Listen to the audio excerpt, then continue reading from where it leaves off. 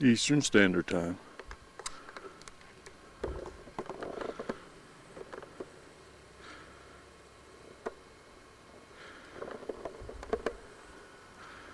I just walk that trail.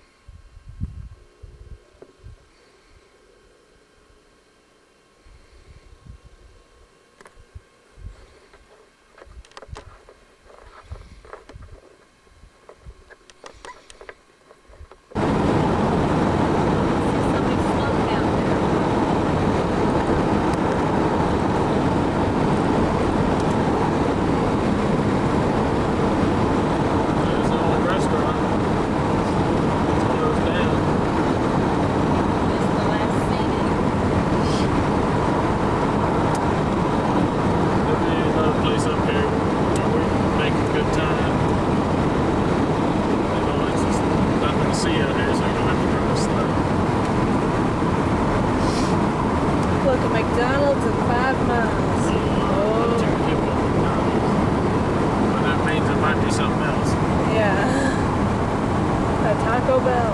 I don't guess this really something to take this video over for him.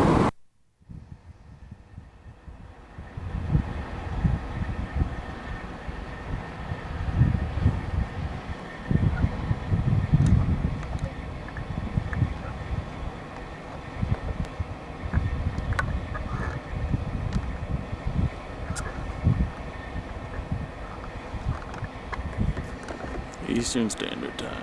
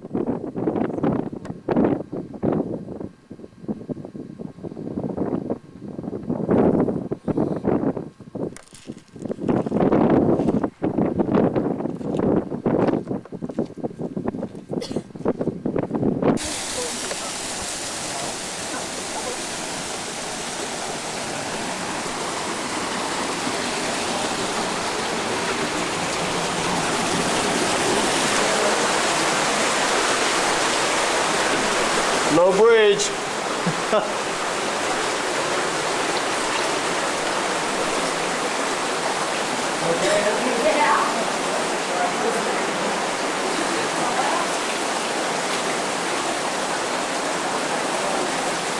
How'd you two? Smile. And there's another one that comes into the room right over here. And that's the original entrance to the cave. Now the man who first discovered the Oregon caves, his name was Elijah Davidson, and he was deer hunting on the gun in 1874 with his trusty dog Bruno, who had met himself a deer. And he was cleaning the deer out when Bruno smelled a bear. Well, Bruno chased after the bear. Elijah chased after Bruno. The bear in the cave, Bruno in the cave, and Elijah, he waited outside. He didn't want to come in because it was dark in here, and he's hoping Bruno would come out. Then, way back there, Bruno found the bear, and they started getting into a big fight. Elijah heard him and decided to come in and help him talk. Now he only had a few matches with him, so he came in the cave and started lighting matches, going farther and farther back that way, until he realized he only had one match left. And he thought, uh-oh, better get out quick. So he lit his last match. He tried to get out in time, but he couldn't. His match burned out, and he was stuck in total darkness. And I can imagine he was pretty panicked. But he finally calmed down, started thinking and listening, and he heard something. Now, of course, what do you hear right now? Water. Water. He thought about that and remembered seeing the water coming out of the cave on the outside. So he felt around in total darkness until he found the water, got down in it, and crawled his way out following the stream here. Then Elijah called Bruno, and Bruno came out with a couple scratches and cuts. Nothing too serious. And that was 125 years ago, and that's as far back as the human history of the cave goes. There's really no evidence of any people being in here before Elijah Davidson. Now, a lot of people ask me about Indians, and that is a very valid question. And there was a tribe of American Indians living down the valley. But that's just it. They lived down the valley. Everything they needed was down there, and so they didn't very often go exploring up in the hills. So they probably just never found the cave. And if they did find the cave, the Indians in this area kind of say caves as a gateway into the underworld. And who wants to go into the underworld before your time, so they probably just stayed away. Okay, now, like I said, that was the human history of the cave. However, there's the history of the cave itself, geology, that goes back much, much farther. In fact, about 220 million years ago is when it all started. And at that time, there was a big ocean basin right here. There's a lot of little sea creatures in the ocean basin, mostly with calcium-based shells. And eventually, as they died, their shells would build up on the bottom, and it solidified and formed a large limestone reef. Now, eventually, this ocean basin was closed off, and that limestone reef was crushed in between two pieces of earth. There was a lot of heat and a lot of pressure when that happened, and it baked the limestone, kind of like baking a potato in an oven. And when you bake limestone, it changes. It's recrystallized and turns into marble. So the Oregon caves here is made up primarily out of marble. Most caves skip that baking process and move into this limestone, which makes the Oregon caves here kind of unique as a marble cave. Well, when everything cooled down, you got a lot of cracks and fissures in the rock, like that crack there. Don't get too excited though, it's just a normal little crack in the rock. Anyway, rain and snow melt would start to seep down through the cracks. And while it was coming down, it would pick up carbon dioxide from all the rotting plant material on the surface, like dead leaves and dead trees, and it would form carbonic acid. And who here knows what carbonic acid is? Okay, I don't want you to say anything. You're not sure you know what it is? I do kind of. Okay. How many of you would want to drink it? You guys want to drink it? Carbonic acid, H2CO3, it's pretty nasty stuff. Also known as carbonation. Same stuff to make soda pop fizzy. Change your minds? Yeah. It's a fairly weak acid, but over time it can dissolve away marble. And a bit slowly, so it starts seeping down through those little cracks, like that one I showed you there. And the little cracks that turn into bigger cracks, like that one you see right there. And even bigger cracks, like that one in the back there. And they get even larger until you have large cavities, like this one above our heads right here. And rooms like the one you're in right now. Now we have an empty cave. Yeah, a little rule about the bump caps. If it feels kind of loose on your head, when you look up, hold it. When you look down, hold it. Now to this point, we really haven't seen any of the formations people usually associate with caves, the stalactites and stalagmites and things like that. But Elijah did find some of those up ahead in the next room. So as you follow me, why don't you step right here and listen for low bridges.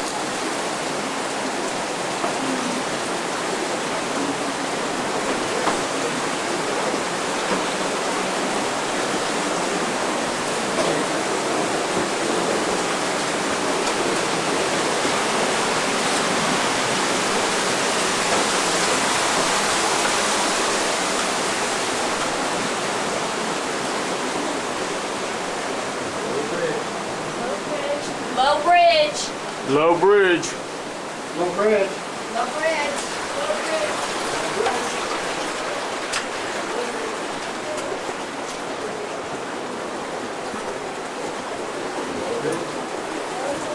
Low bridge. Low bridge. Low bridge. Low bridge. Low bridge. Low bridge. Narrow bridge.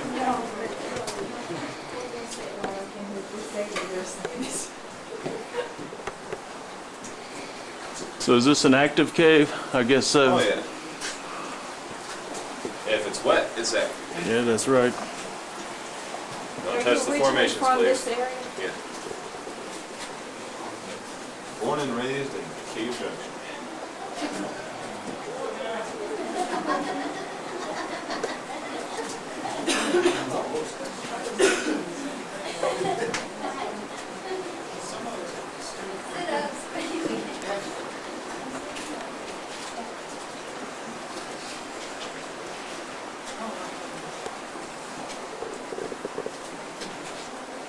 You in okay, Larry?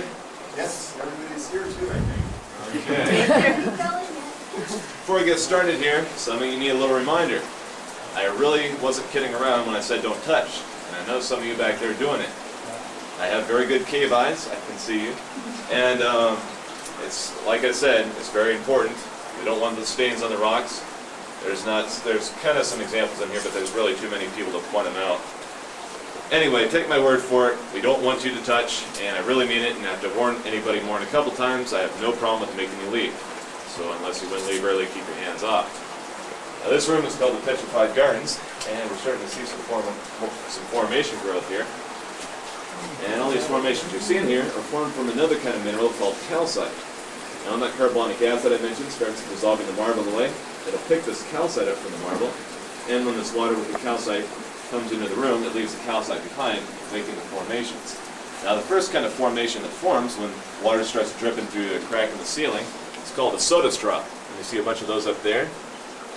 There's also some right here.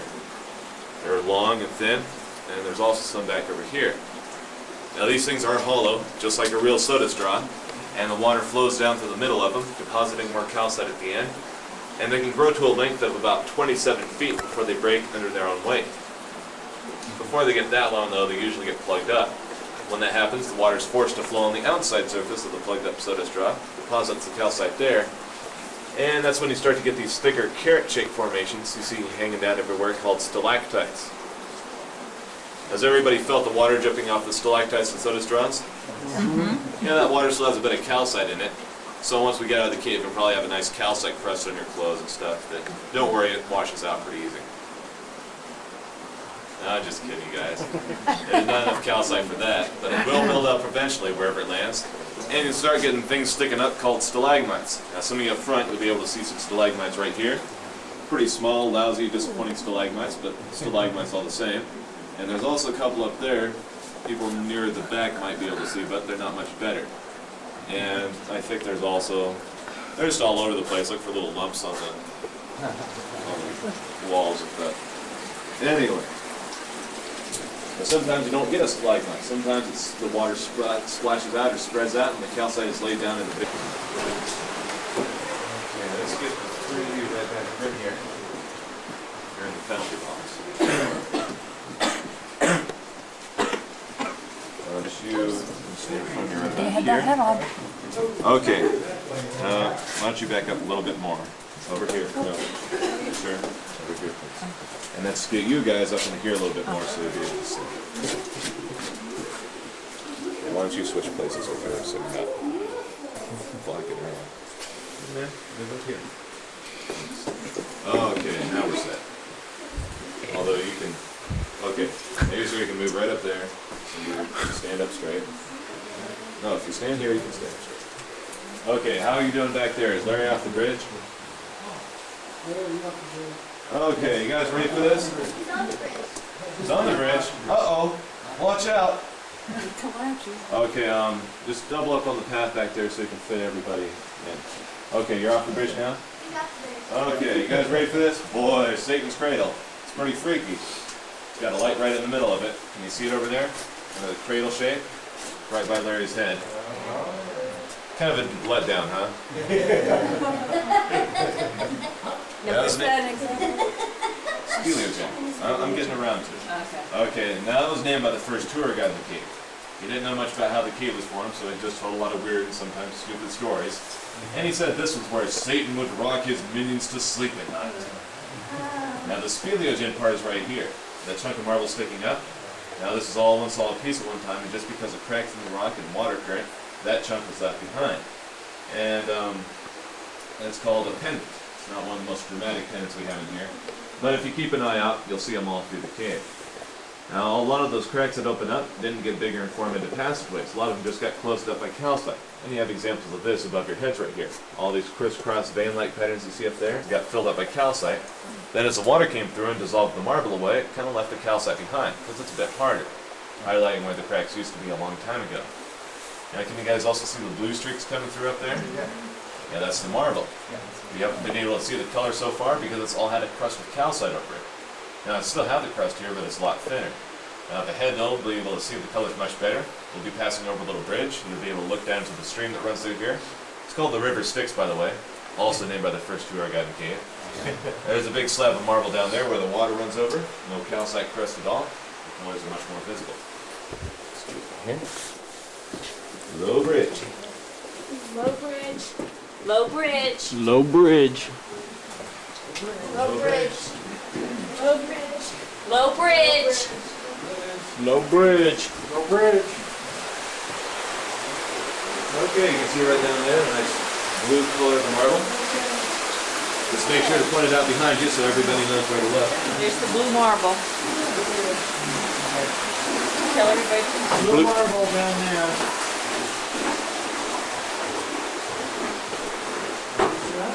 Yeah.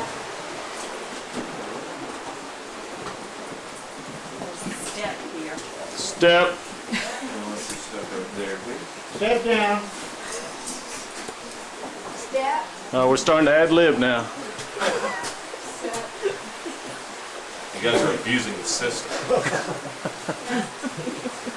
Step. They follow directions real well.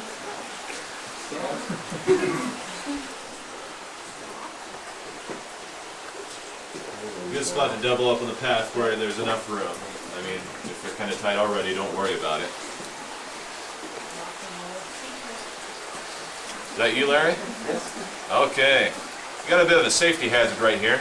If you can't see it right now, you'll see it when you get up to about where I am, or just about. Big ledge of rock sticking out over the path here. It's called the scalping shelf. No explanation needed, I think. It's right about head level for most people. And the scalping shelf is what's called a chert ledge. Chert is just another kind of rock found in the cave. It runs in thin layers throughout the marble, and it cannot get dissolved away by the carbonic acid. So the water dissolves away the marble around the chert, leaving the ledges sticking out. Anyway, in the early days of tours, people didn't have to worry about braining themselves on this thing because this was a fairly untraveled part of the cave. Because right back there was a dead end. To get to the rest of the cave, people had to take a different path. It forked off from ours right out of that first room we were in. The problem with the old path was that it was pretty dangerous and just kind of boring. Well, it was exciting because we were swinging from ropes and jumping across big cracks in the ground, but there weren't many formations to look at. So in 1931, a tunnel was blasted out behind me, which connected this part of the cave to the rest of the cave, and the tour started to go through here instead. Now this tunnel was a problem too, and it caused a problem with airflow. Now when you guys came into the cave, could you feel kind of some cold air blowing out? It wasn't so strong because it's kind of cool outside, but it really gets noticeable when it's really warm outside because the airflow increases. And there's actually air flowing through the cave pretty much all the time. And that's because it's warmer outside than it is in here. Cold air is heavier, so it sinks to the bottom of the cave and goes out the low parts, and it's drawing in the warm outside air from the upper parts of the cave. Now in the winter, the process reverses. The air in the cave remains pretty much the same temperature, right around 42 degrees. It rises to the top of the cave, goes out the upper parts, and starts drawing in the freezing winter air from the bottom parts of the cave, like the place we came in. And it usually causes the first room we were in to freeze up, so you get a lot of icicles and stuff in there. Now with this tunnel here, it was allowing a lot more air to flow through the cave than was natural. So it wasn't just the first room freezing there in the winter, it was the first few rooms. And places like the Petrified Gardens were getting a lot of ice, and the ice was actually flaking off layers of the calcite. So flake, flake, there goes a few thousand years worth of formation. It was not a good situation. And that went on from 1931 until 1990. When the Park Service finally figured out what was going on, they devised a very simple solution for the problem. They put a door in the tunnel. It worked. Stopped the air from going through and returned a more natural airflow to the cave. Anyway, when people made that tunnel, they weren't really interested in their effects on the cave's environment. They were really more interested in having fun. And part of the fun is naming all the neat formations and rooms in here, like the Petrified Gardens, Satan's Cradle, River Styx on the Scalping Shell. And there was pretty much one guy behind all these names, the first tour guide in the cave, and his name was Dick Rowley. And we're going to talk more about him up ahead. So make sure not to get scalped on the Scalping Shell. Low bridge. Low bridge. Low bridge. Low bridge.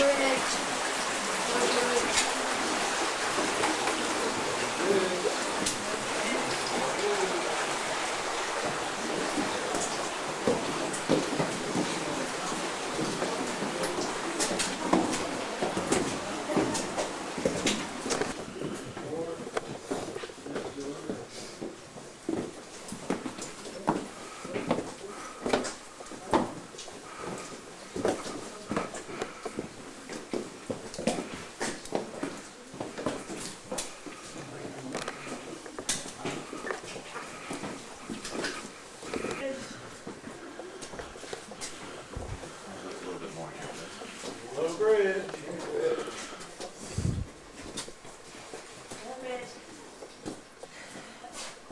Okay, another good spot to double up on the path where you can.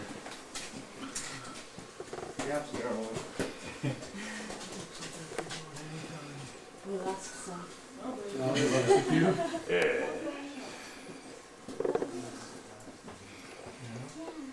Looks like I can go any time. Is that you, Larry? Yeah. Are you using my light, Larry? Nope, I'm saving your life. I have my own. Oh, okay. Good. Now, I mentioned Dick Rowley back there.